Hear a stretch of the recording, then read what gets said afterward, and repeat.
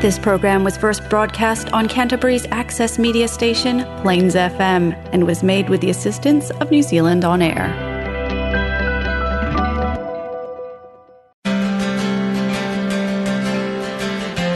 Now it's time for Spiritual Learning with Priestess Lily.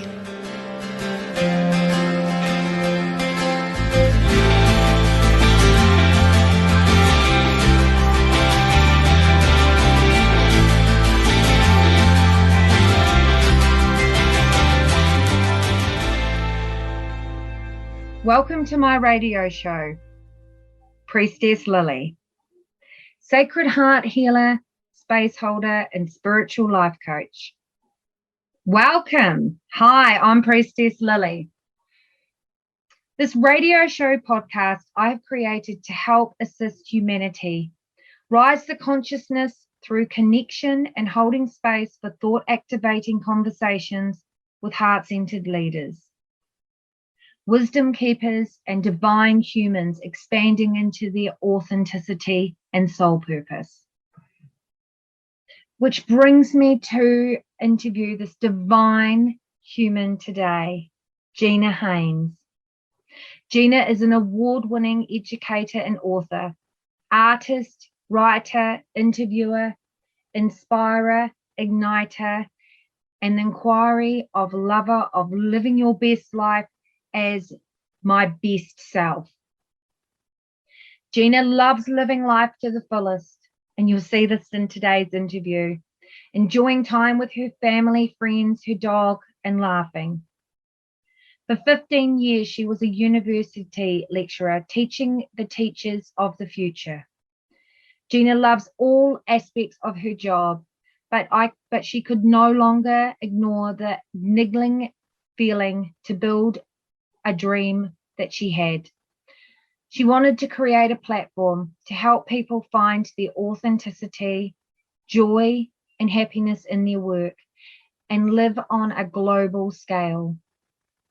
So she resigned from her academic career to trace her dreams and walk the talk.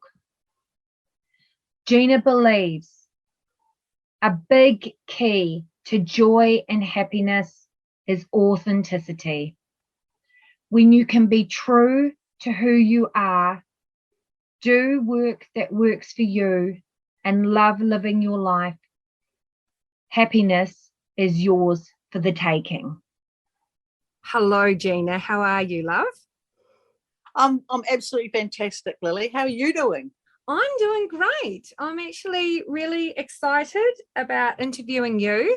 I've spent probably about 3 months nourishing myself within your beautiful book. And, today we're going to talk about a topic that I think we as human beings now are all searching for, which is the art of authenticity. Yep. So where do we start? Because it's such a deep, evolving, expanding topic, really. Yeah, well, where do we start? I guess in a nutshell. Yeah, go. I think we start. What? You go. Oh, you want me to go? Oh, you're going to go. answer that. Okay, well, I was going to say that I think we start with awareness. And I really do. Like, if we're not aware that we want anything to change, nothing will change. So that's what I really believe is self-awareness is key. And I think you will have come across those 5 steps to authentic self-being or whatever. They rock. They really rock. And I try them out all the time. So you've got self-awareness, that's your starting point. And then you've got self-knowledge. So as soon as you become aware, then you go out and you grow that awareness by collecting some knowledge. And in that, you will have discovered, I'm sure, if you went through the steps of the book or whatever, you looked at your values and you considered then how they applied to your life, and you started to grow your self-knowledge. And then you had number 3 was choice and action, which was make a decision. And do you want to keep doing what you've been doing, or if you want something to change, you've got to take action. And with that, once you've done the action, you've got to accept where you're at and whatever comes with it, and then you move towards love. And it's all evolving. It's always evolving. And so the art of authenticity, if I think about it, is the 3 things. Be true to who you are, but you can't do that unless you know who you are.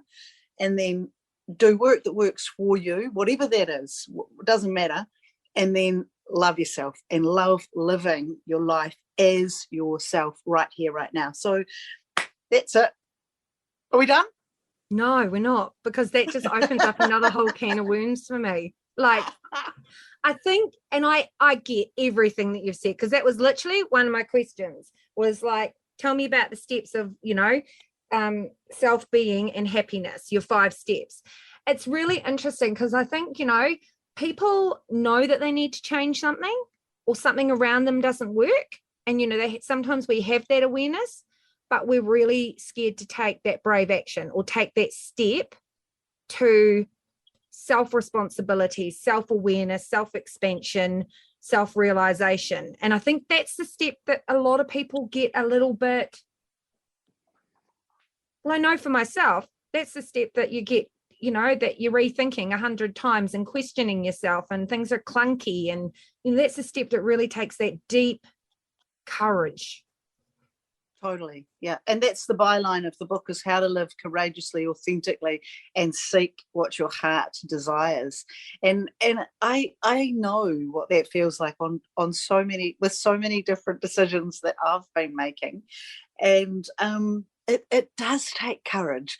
And I bought this little ring a while ago which has got courage written on it, and I wore it. I've been wearing it for a wee while now, and I'll tell you a wee story about something I did last week. And this was the most courageous thing I think I've done in about, I don't know how many years, and why I did it. I decided that I would go canyoning. Okay. Now, I'm not one of those adventure-y type people. I really was struggling with trusting other people and letting go of that control element within. And I thought, I was going to go on holiday, and I thought, right, what will I do? What will I have a look at?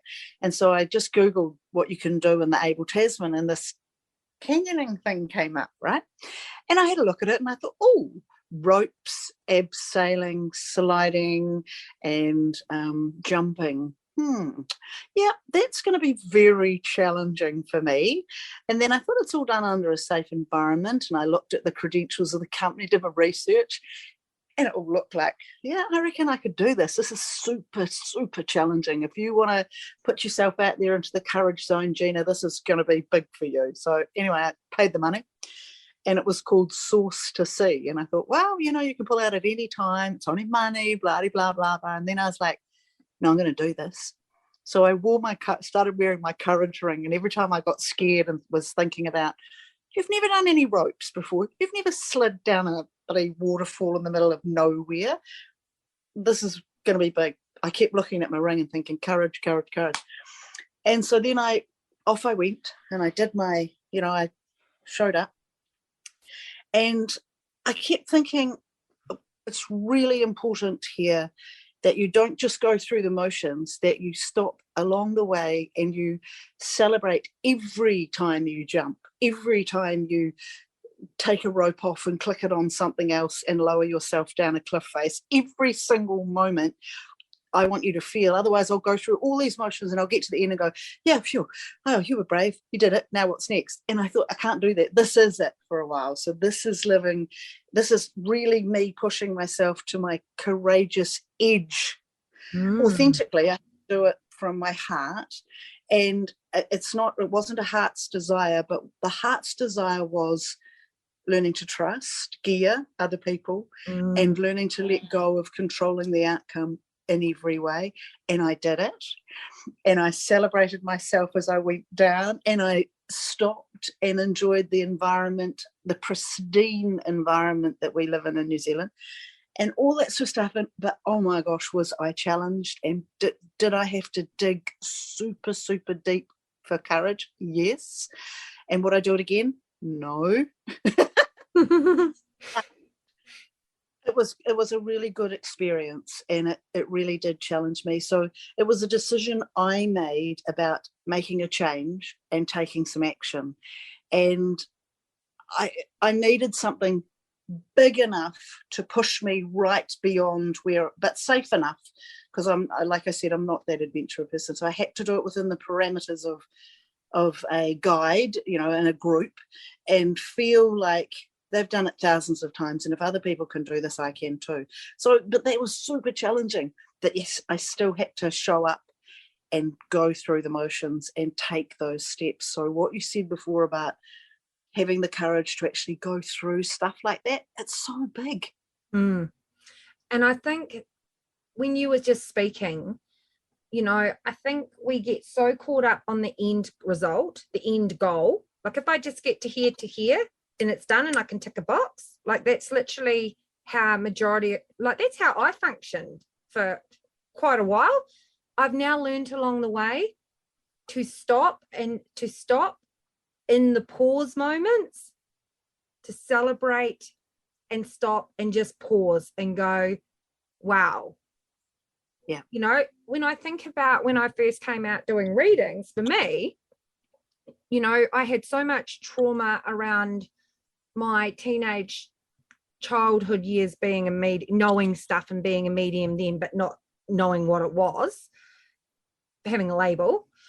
Not that I feel, I know you know what I mean. And, when I remember when I first decided I was going to come out and start to use my gift, my first reading or my first sitting with the client was probably one of my most courageous things I'd ever done, because for so long I thought there was something wrong with me. All my 20s and teens, I didn't fit in. And so to actually own my gift, and even like now, I kind of go, holy shit, Lily, you're booked out 6 months in advance. Like, what's that about? But, I had to take that first moment, that first booking. And I remember sitting in my room going, oh shit, Lily, what happens if no one shows up? Like, what happens if I just sit there and I'm like, would you like a cup of tea? And so I totally get that, exactly everything that you're saying on such a deep level. If we really want to change or own parts of ourselves to be more authentically aligned, we do need to take courage. Yeah, it is. And courage, it's something that it is a deep dig. It really is. You got to dig deep, and you got to trust yourself, and you got to trust. Well, it's more than just yourself too. You got to trust other people. You got to trust the universe. You got to trust that it's all going to come together somewhere. I do trust that, and I think that there is that bigger source that we were talking about, that we're all connected to on some level, that it's an interconnectedness and a universal connectedness, but we still operate individually within that.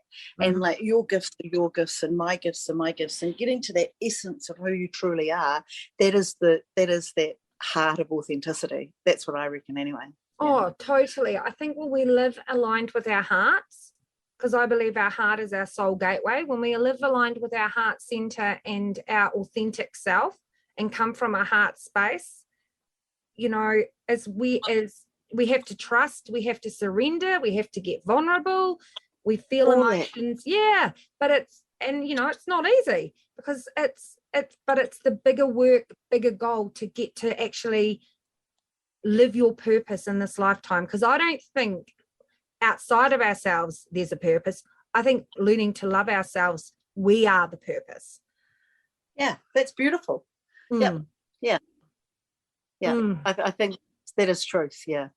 That reason. Exactly. I think that it is.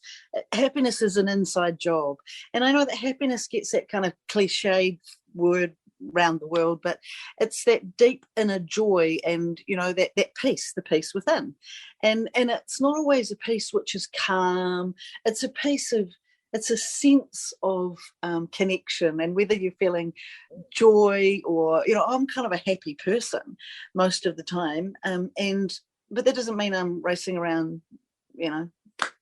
la la la, either Pollyanna, but I do tend to see the positivity in life more often than I see the negativity, and I would prefer that to be my focus as we move forward.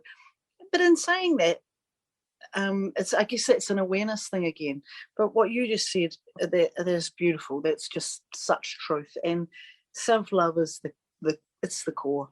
It's the big elixir, really, isn't it? Yeah. And I think, when we think about self-love, I think for so long it's been sold to us as a certain way. Yeah. And I'm not saying it's an illusion, but I think it's about actually self-love is about getting to actually know your true you, your authentic you. Yeah. And yeah. so, and then being that person, being that person with all your heart, like not what in the book I call it bonsaiing, when when you're trimming, you trim yourself up to fit wherever you're at, or and you shape yourself, and I don't know whether it's just a woman thing or a mum thing, but you almost lose sense of who you truly are, and it's that coming home to yourself that we've spoken about. And that whole, the depth of, okay, getting to know yourself again, your true self, and the one when you take off the mum, or you take off the job, or when you take off all those extra layers, or your role as a husband, or wife, or whatever you are. And I don't limit it to just women, because I think we all do it, and we're on that treadmill of life. And then when we have something that either stops us, or we decide that we get sick, or whatever, for whatever reason, or a relationship falls over, there's always a little curveball somewhere in your world, and you've got to either make a decision. Am I going to change direction, or am I going to keep going with what I'm doing? I'm going to put a bandage on it. Am I just going to bonsai myself up and trim and make it all okay? What is it? Where am I at? That's, I guess, about coming home to yourself. And I think that's, you mentioned so many valuable points there. God, I don't even know which one I want to take, because there's like 1,000 different ways we could go there. Why do you think women, let's just talk, or us as human beings, tend to mold ourselves, condition ourselves into what others need, rather than, our center core, who we really are? Because that you're right. It is conditioned. Sorry. I reckon. Yeah, no, you're right. Well, that's what I believe. What you just said about conditioning is, I reckon that we kind of, when we're younger, this is totally off the top of my head, I haven't written about this yet, but I think that there's a part of us that we get love by people pleasing. When we're little, we get love, I say love in inverted commas, because is it really love, or is it just an affirmation that you're behaving in a way that is controllable, and you're not out of control, and you're not, nowadays we have all those labels, like, you're what, I can't even think of them, but ADHD, or that kind of thing, or if you've got a condition, then it's kind of a different kind of conditioning to the conditioning of the other kind. But there's all those kind of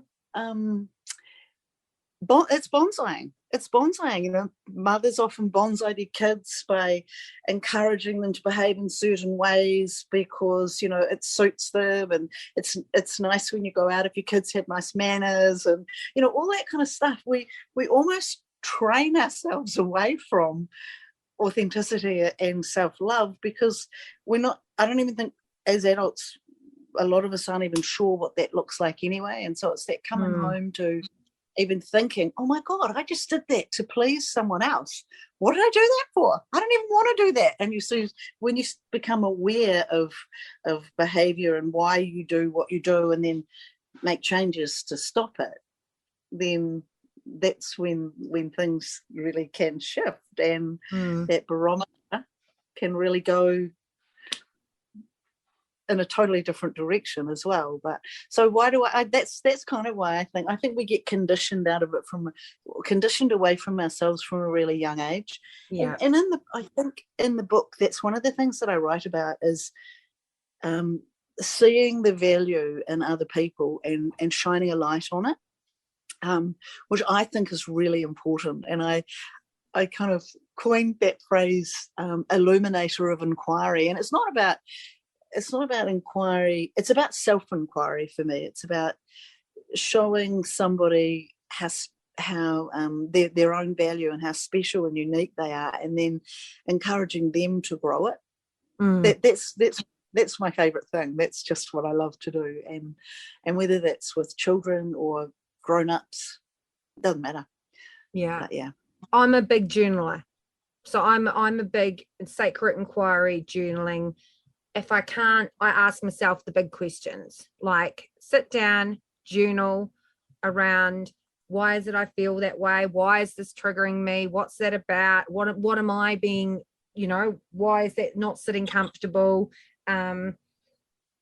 Because I think for me to get to know me at a deeper level, you've got to ask yourself the big questions. You can't ask the big questions of others. It's about you. It's about bringing it back to you, remembering, coming back to you. Exactly what we just talked about. We can go, oh no, it's all them, but actually they're playing a part in why we feel the way we feel, or why we're responding, or what's happening for us. And I think it's so easy for us just to put our masks on, or it's them and not us, when really it's part of us co-creating a different relationship and a bigger expanded awareness with ourselves. That's so true. That's so beautiful. Yeah, that's absolutely, I believe that too. And we veneer. We have these shiny veneers and we polish them up, and they then become who we think we are. And until we start to ask ourselves those really big, questions, we kind of just stay in a game. Yeah. And I'm not judging. Like, I think you do things when you're ready to do them, and some people may never even be interested in that, and that's just fine too. But I suppose like, I know I started to ask big questions, and what is this all about? Surely this isn't it.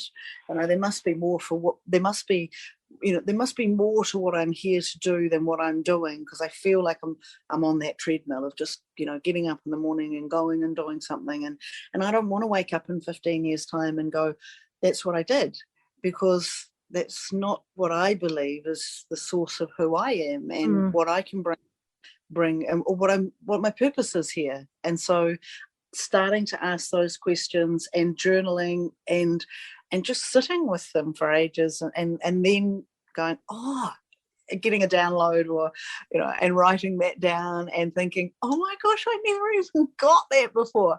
How could I not have seen that? All that kind of stuff is so it's progressive. It's progressive, but there's more to us than just that psychological aspect, and that's we're humans having, we're spiritual beings having a human experience. I totally believe that.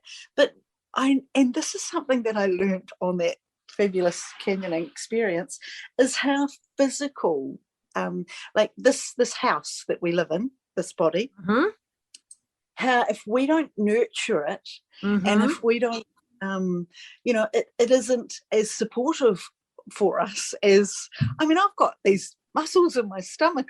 I can't see them, but I didn't even know I had them until I did that scrambling and rolling. And I'm thinking now, oh my gosh, I don't believe I am nurturing my physical side enough. I thought I was, but actually I think there's a whole nother layer to that as well, which will enable the spiritual body, the spiritual person within me to have more longevity if I look after the physical one as well, which had kind of been a lower priority to me, to be honest. I dance every day, and I do that not for the physical element, but for the pure joy that I get from it. And so I started to look at things differently. And I think it's just like all those things of coming home and then looking at the experience and then asking the questions and going, so what does this really mean for me, and how will I take what I've learned and apply it and use that as part of my journey and the process of whatever's next to whatever outcome that looks like.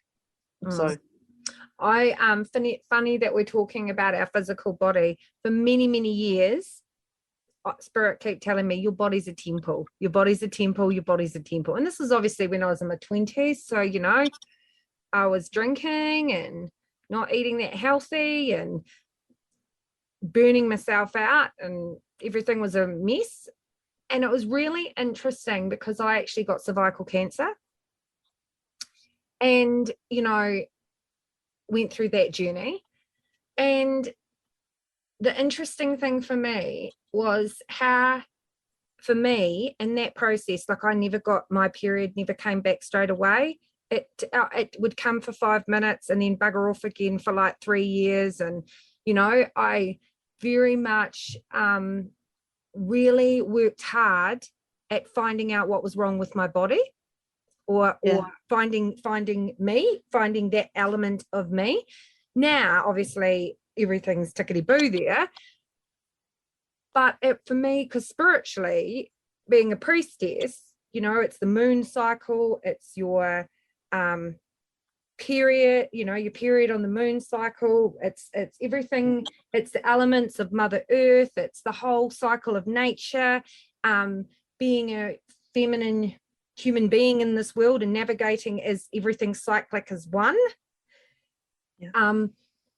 It's now I can get why they say your body's a temple, but at the same for so long I abused my temple.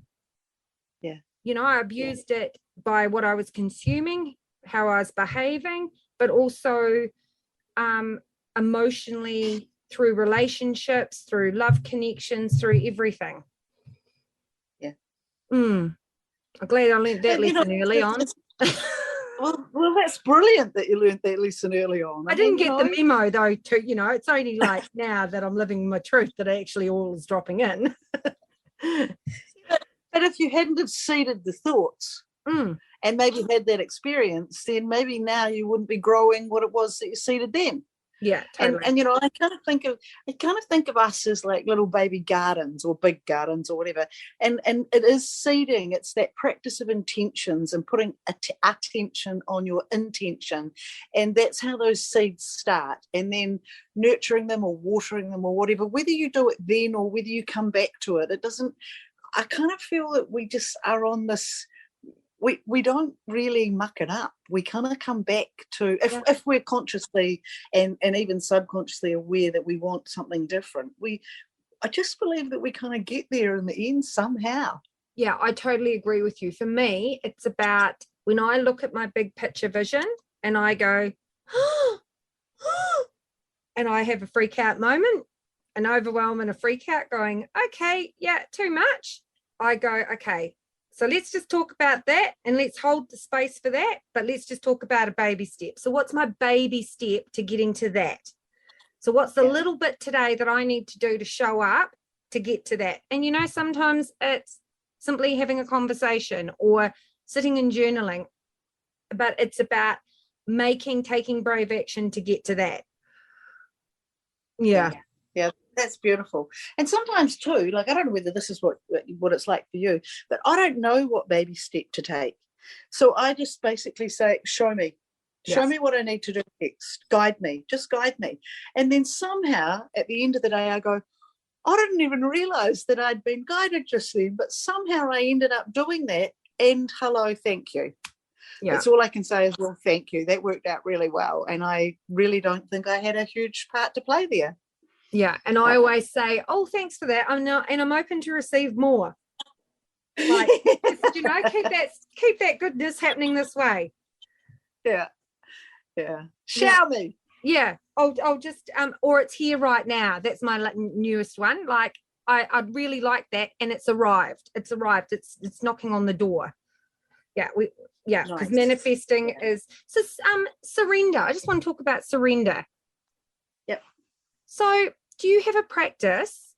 Because this is not in your book, but I think being authentic, this is a big part of being who we are. Surrendering. How do you surrender?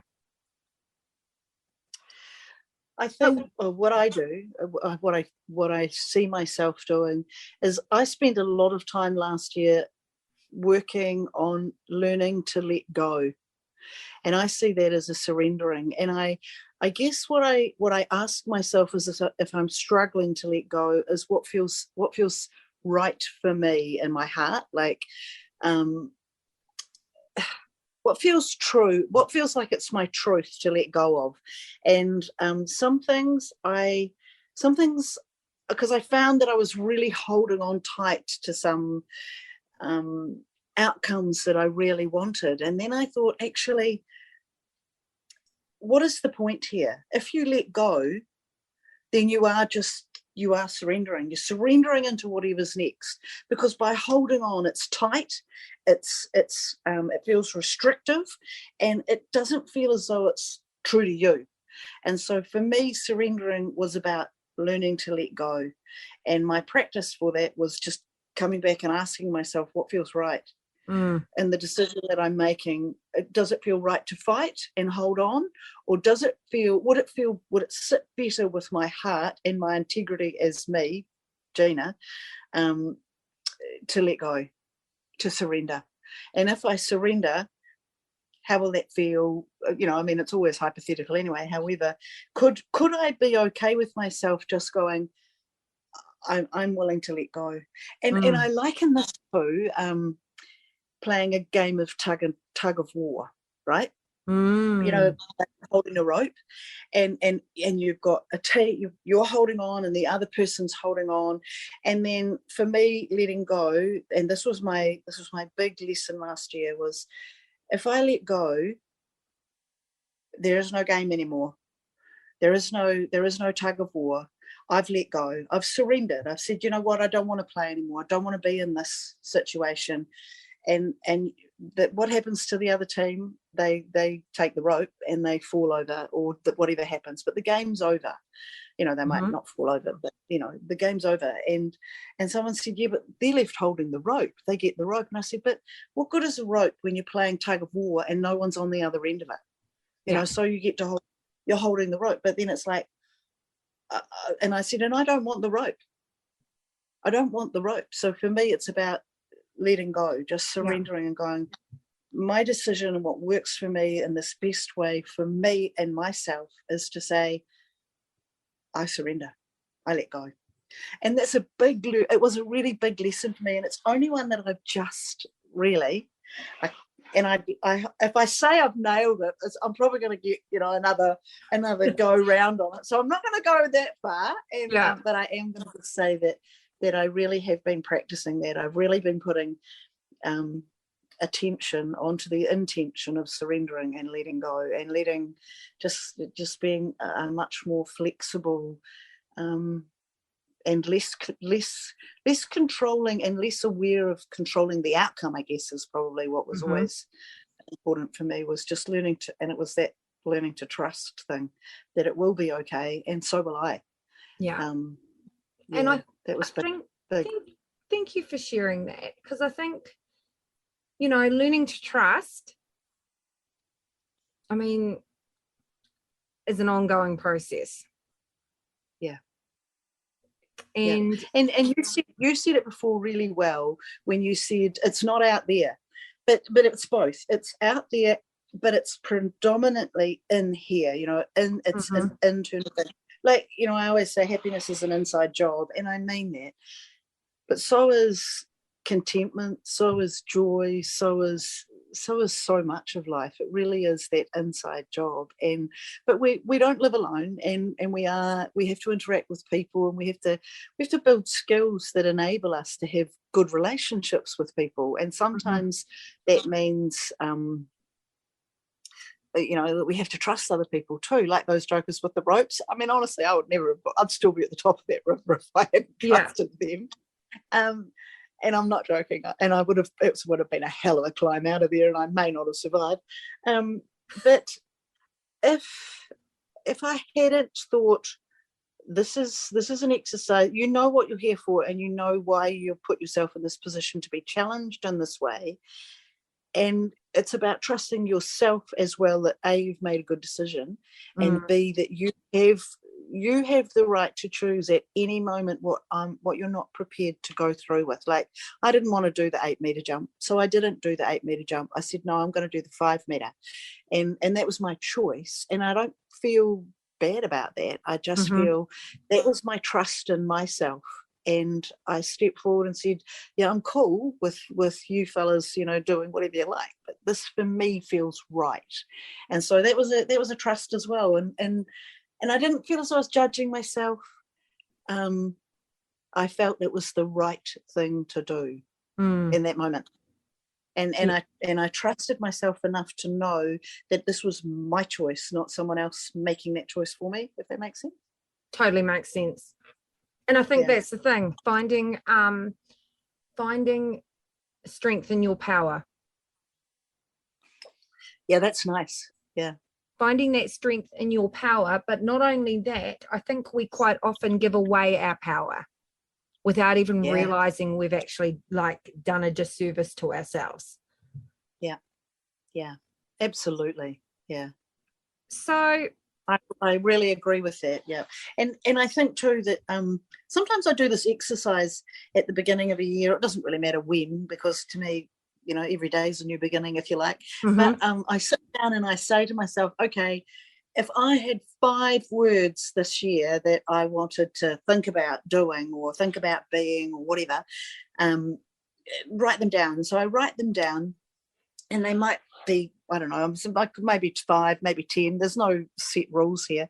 But then I say, oh, okay, this, so I look at the 5 and I'll go, oh, hang on, there's really a lot of crossover there between that word and that word. So if I joined those 2 together, what would be a combined, what would be one word that might work with those 2?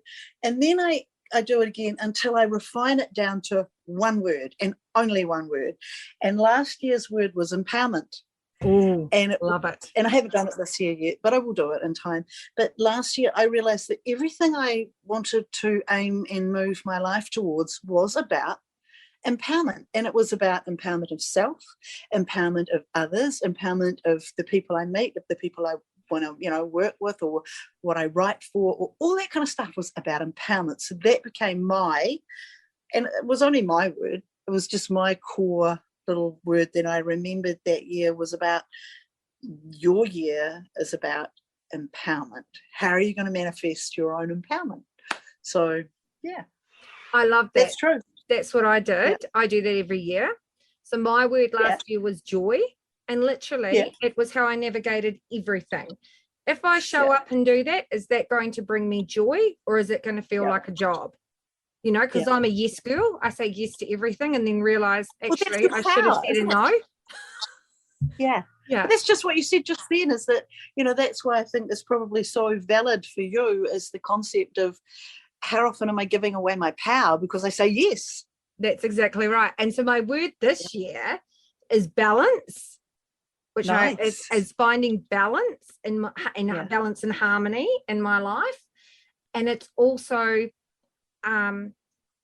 moving more into my expanded self. So I don't know what she looks like yet, but it's interesting feeling her vibration. Yeah. Nice. Yeah. So I guess you'd have to look at balance, harmony, and what was it? Moving forward into your expanded self. Expanded self. I think you've got to get just one word out of all those. Yeah, we're going to do some more work. Got to do some fine tuning on that one. Well, harmony's kind of it's different to joy. So yeah. Oh, that'll be so exciting. I want to know what you choose, Lily. Oh, yeah, I got to do some work around that. That's why I'm in Picton, to do my work, to do my own work. Good girl. Hey, when you were writing your book, what's the greatest lesson or the greatest wisdom that you can offer to others that are listening to this going, you know what, this woman's got her shit together, and this woman's got her shit together, and I don't even know. Well, neither do I, but and I don't even know where to start. I don't even know where to start. It's someone that's very much caught up in, I want to say, the matrix, the energy that's at, what's going on out there. Being a mum, doing this, doing that. You know what I mean? And it's just kind of going, I don't even know where to fucking start. Okay. So a tiny bit of the history of why I wrote the book was I was lecturing, and I decided that I wanted to leave that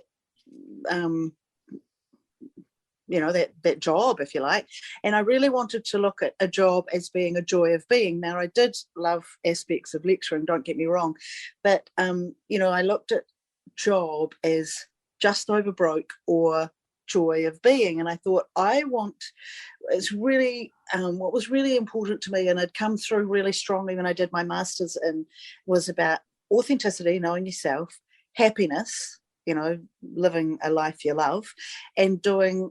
And it seemed to be that all the people I interviewed, they loved their work, and so I thought, I really like that as a triangle, knowing yourself, doing work you love, and or just work that works for you, and living a life you love. And I thought, this is what I want to do. So if I'm to do that, then I've got to have all the aspects of what I really love in my life. Like, I love freedom.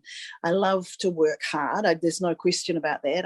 It's not difficult for me to apply myself, but I really love freedom. I love that I don't have to be somewhere if I want to work at midnight until 3:00 in the morning, I can do that. I don't have to turn up at 9:00 in the morning and be there till 12. And that's just me. And it works better for me having freedom. And so I decided that what I would do then was I'd do speaking engagements and take courses. And so I thought, okay, because I'm a teacher, that's what I've always been, is like, and that's what I love to do, is to work with people in that way. And so I thought, what I need then is a platform to talk from. So I've got to gather everything that I've come towards knowing thus far, explore it, and write it, and I'll write a book, and then I'll publish that book, and that will be the platform from which I speak, right? And that was, that was going to be so easy. I was going to nail it in 6 months and have it all published, and I'll be out the gate.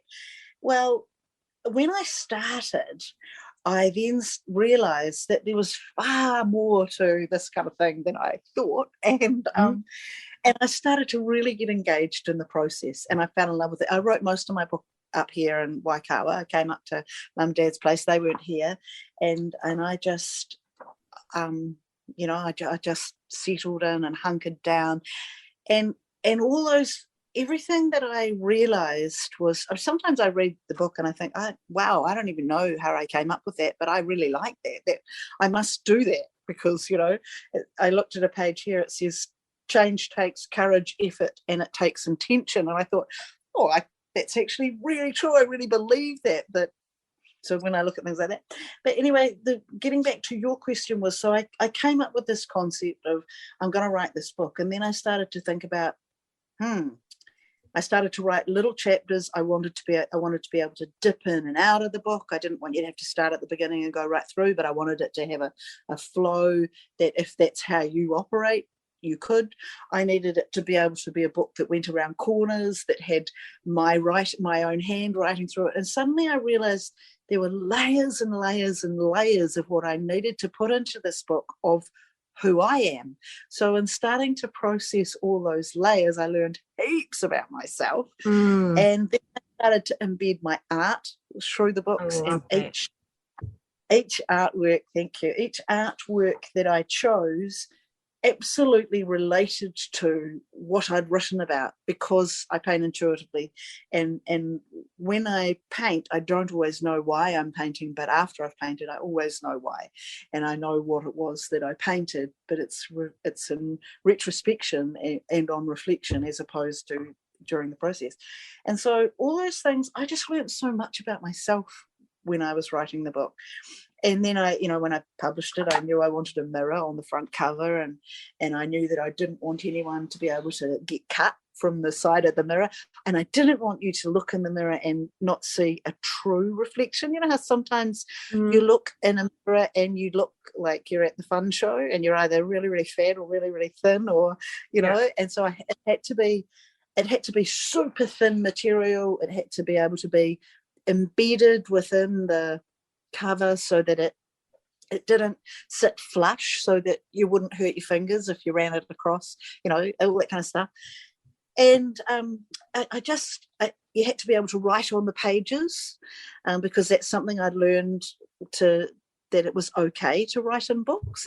For years, I'd never written in books, and now I highlight them. And then I thought, so I wanted it to be able to feel nice. So I learned all this stuff about myself, which was far bigger than, I'm just going to write a book to use as a platform. And then the book became the energy in itself. But right back to your original question of what was your main, what really did you take away from it, was the mirror.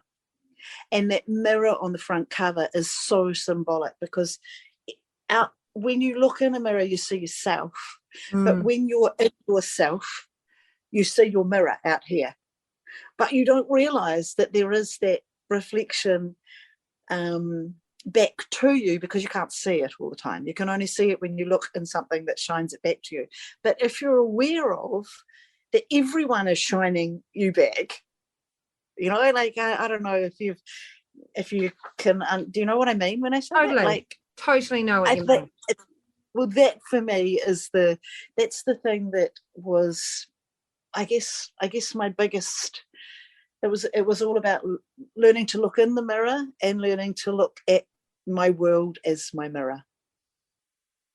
And I'm not saying when I say that that I'm responsible for everything. I don't believe that I'm responsible, but I'm responsible for a lot of stuff. But I'm not in charge of how other people behave. Yeah. I am in charge of how I respond to them. And that's how I look at my part of the mirror, and how I think if I didn't like something that I did, then I will question myself in that way. But yeah. Does that answer your question? Totally. In a very roundabout way? No, but I love it, because I think that's what we forget, to actually see ourselves. To see ourselves to see the depth, looking in the mirror, to actually see the depth of ourselves, to see who we really are. I think many of us have, for a period of time, I was not seeing me. I was co-creating what others needed from me. Yep. And when I had to have a serious conversation with myself in a mirror, which actually that's how my conversation started, was actually me looking at the mirror going, who is this woman? She's just completely lost herself. And so for me, what you say completely and utterly resonates with me. And I think that's the thing. Women, it's that, speaking from as a mum, as a teacher, as a business owner, as all the things that we have to do in everyday life, I think we actually forget to see ourselves, our inner selves. So I totally get, and I think we get so caught up in life and in the do that we forget to stop for the pauses and actually connect and remember and own those parts that we've lost on the way.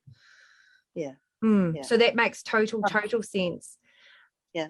And it's like I guess something that just came through my mind then was that if I remember I was doing these classes a while ago, and one of the exercises that I get people to do is to consider who they are and words to describe them. And I did this when I had my 50th birthday. I made everyone a name tag, and it was a magnet.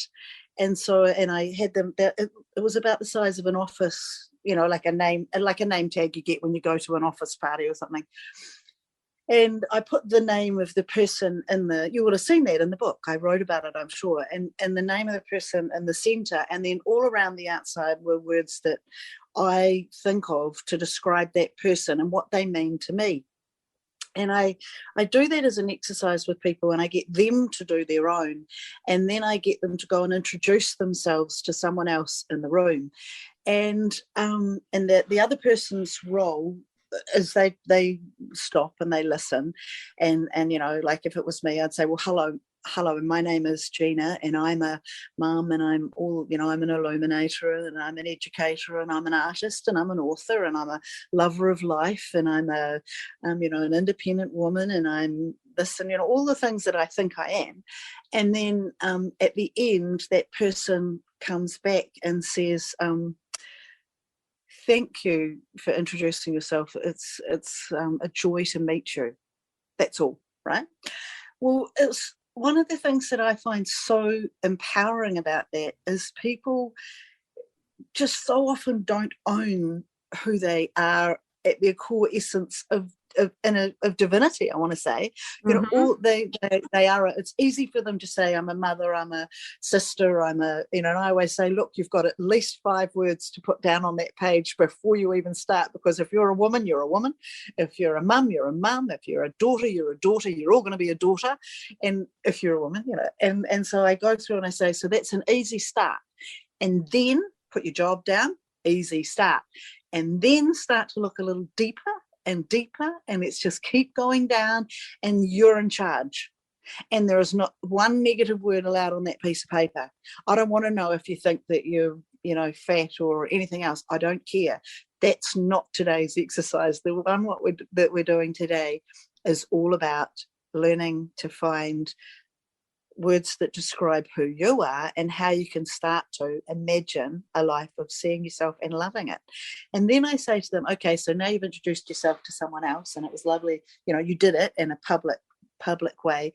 Your job now is every single day you go home and put that on your bathroom mirror, and every day when you get up you go, good morning, Gina, or say, good morning, hello, my name is Gina, and I am don't say me, because hello, I'm Gina, or you're Lily, but you know what I mean. Yeah. As I go through them all, and then at the end and say, it's a joy, thank you, I love you, it's a joy to meet you, or something which validates and just layers in that concept that you are more than what you tend to just think you are. We're far deeper. And often we don't allow ourselves to have that layer of love, I guess, deeper conversation to ourselves. And saying it in a mirror, man, I think that's empowering. Well, that was one of the things that I learned. I learned that in the mirror too, Lily. Yeah, I learned that looking in the mirror and learning to say, "You got this. Yeah, I love you, and I'm like, you're okay." Those learning to say things like that to the mirror without crying, because when I first started to do it, I just looked at it and I thought, oh my God, really? And then I would cry. Yeah. And it touched my heart so much that I could learn that that's actually that was big. Yeah. And that, and I've not shared that with anyone out loud before. Well, thank you for sharing it.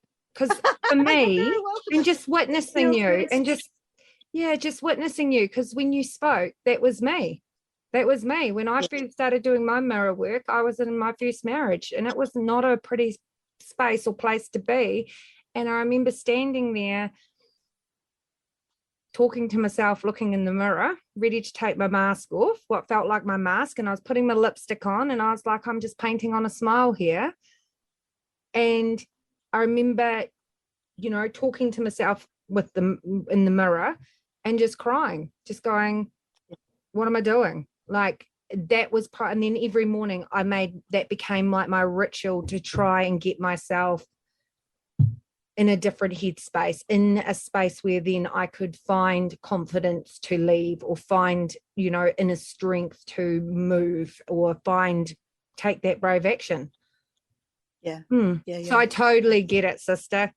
Totally get it. Totally get it. And look, it's about honouring who you are, and they're all steps that you're taking, and they are baby steps. And in the beginning, look, even nowadays, sometimes I'll say something to myself in the mirror, and I'll cry, and I'll go, oh, that is such a beautiful release of whatever was stuck there.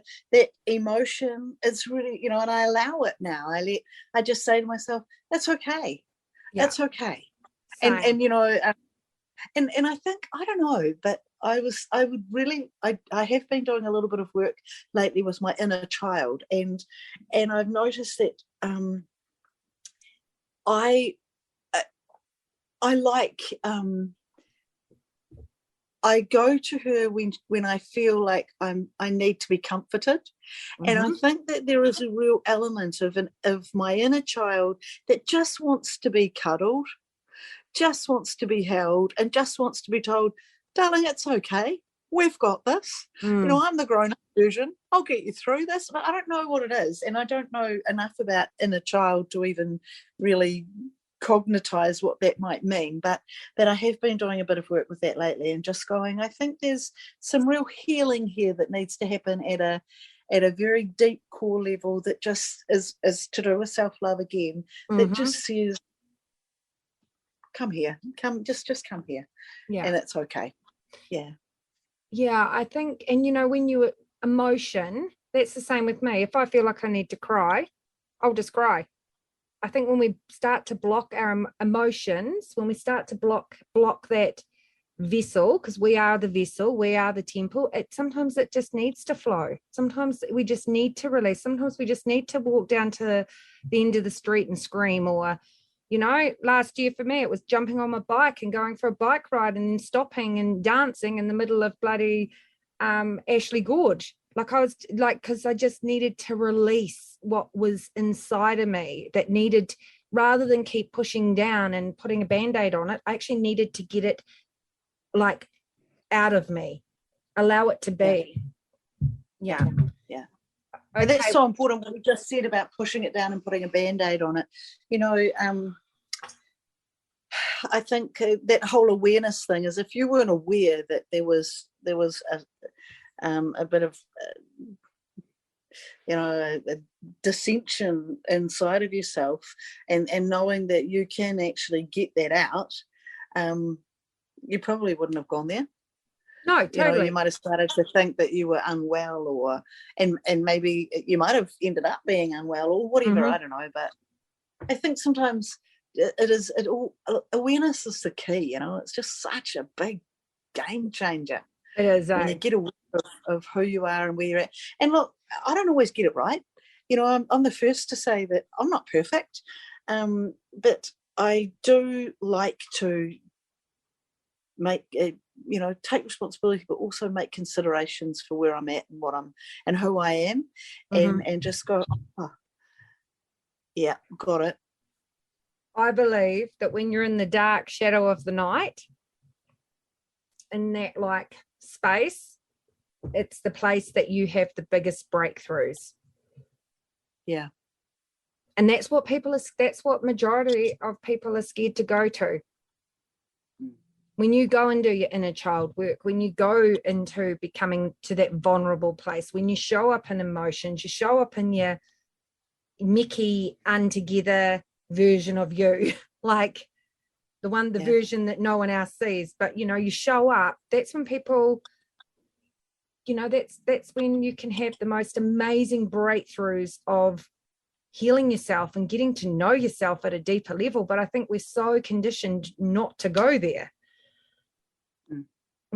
Yeah, I tend to agree with you on that one. And I think that a big part of that, just what you're saying then, is that word conditioning. And it's also that we're judged. So often we're judged when, if you fall apart or whatever, and not just fall apart, but you do. I know myself. I put bandages on to hold it all together, and to avoid. It's even a judgment of myself. I don't want to look at what I know I would have to do if I took the bandages off, or it's not until I'm ready to reach that place that says, okay, that's enough. Enough is enough is enough. It's like I've hit that gap now, and I guess that's your dark place where you then go, I'm out of here, or I'm ready to leave this dark place and find what's next, and find a lighter, brighter space that actually feels better for me, rather than sticking another bandage on and just putting a brave face on, like you said, and going out there. But I think too, it's the judging was a biggie for me to get past, is that I felt I had to do things in a certain way, or I was told, you couldn't be, and I couldn't be really true to who I was. And I think that's where, you know, oh, you're over the top, or oh, you this, or oh, you're that. And it was like, I don't really know that I need to be a perfect person. I just have to be the best version of myself.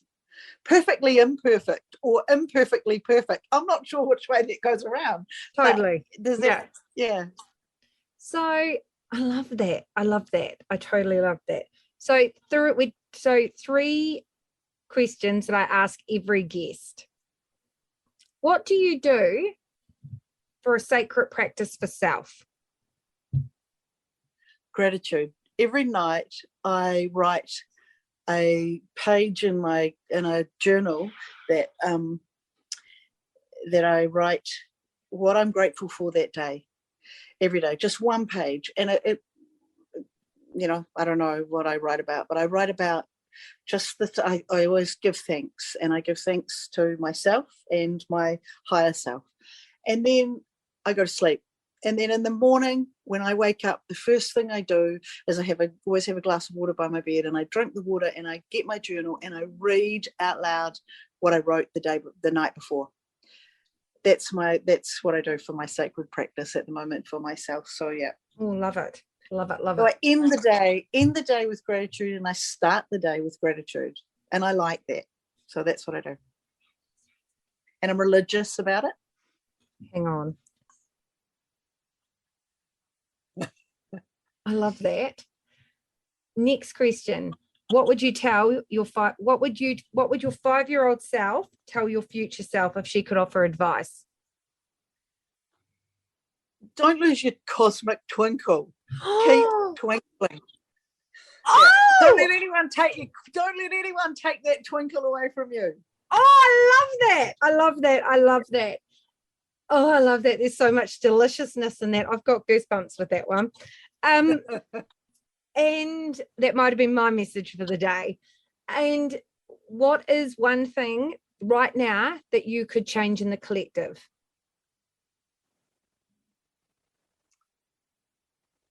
Love and light. Just being love and light everywhere. Whatever I do, coming from a place of love and compassion and shining light. That's what I would do, yeah. Because it's like that whole mirror thing. You know, what I give out, someone will pick up. If someone's ready for it, they'll pick it up. And if I can give them a bit of love and light, well, awesome. Happy to share, you know. So that's what I would do. I love that. Now, Gina, how do people find you? How do people connect with you? How do they find you, gorgeous? I've got my website, www.ginahaines.com. That's the easiest way. Because I think, that's the easiest way, ginahaines.com.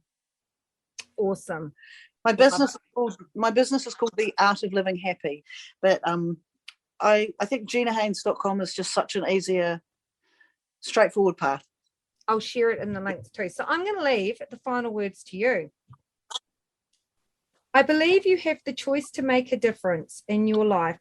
When you know you can make choices that enables the quality of your life, you invite love into your life and into your expression. You judge yourself by your intention, and then your behavior reflects that intention. And as I wrote earlier, I'll write it again. We need to be ready to look at ourselves with love. We need to have courage to do this.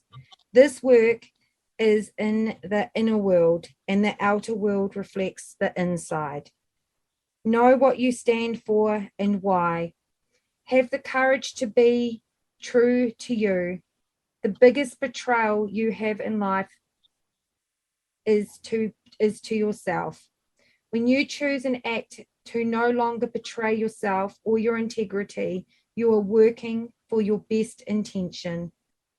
Life is not about you. It is you. Keep knowing who you are, and how that affects what you do is important every day as you live and be you.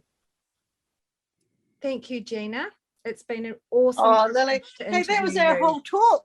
That was our whole talk wrapped up in a paragraph. I know. Awesome, eh?